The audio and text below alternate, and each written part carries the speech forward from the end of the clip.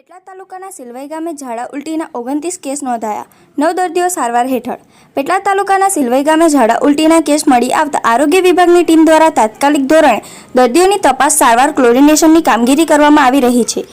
મુખ્ય જિલ્લા આરોગ્ય અધિકારી શ્રી ડોક્ટર દીપકભાઈ પરમાર દ્વારા આરોગ્ય વિભાગની 4 ટીમ બનાવવામાં આવી છે, જે સિલવાઈ ગામ ખાતે ઘેર ઘેર ફરીને ઝાડા ઉલટીના કેસની તપાસ હાથ ધરી રહ્યા છે.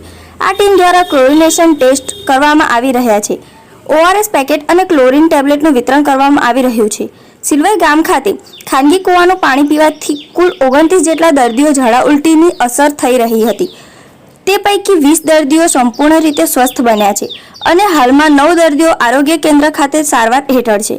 ગ્રામજનોને ગરમીમાં તાજો ખોરાક ખાવા, ગરમ કરેલું અથવા ક્લોરીનવાળું પાણી પીવા અપીલ કરવામાં આવી છે. કોળી વાટી પાણીમાં નાખી અડધા કલાક પછી તે પાણી પીવાના ઉપયોગમાં લેવું.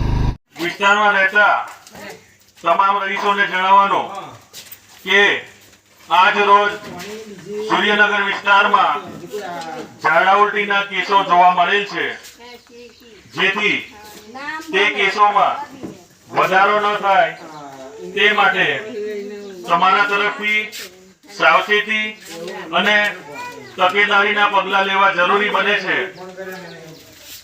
એટલે આપના ઘરમાં પીવાના પાણીના ઉપયોગ માટે રાખેલ પાણીને આરોગ્ય સ્ટાફ દ્વારા આપના ઘરે ઘરે આવીને જે ક્લોરીનની ગોળીઓ આપવામાં આવેલ છે તેમાંથી 2 ગોળી લઈ ચોખ્ખી વાડકીમાં રાખી તેનો ભૂકો કરી તેમાં પાણી ઉમેરી 5 મિનિટ ઠરવા દઈ ઉપર જે પાણી દેખાય તે પાણીને પીવાના પાણીના માટલામાં ભેગું કરી 10 મિનિટ પછી તે પાણીનો પીવા માટે ઉપયોગ કરવો.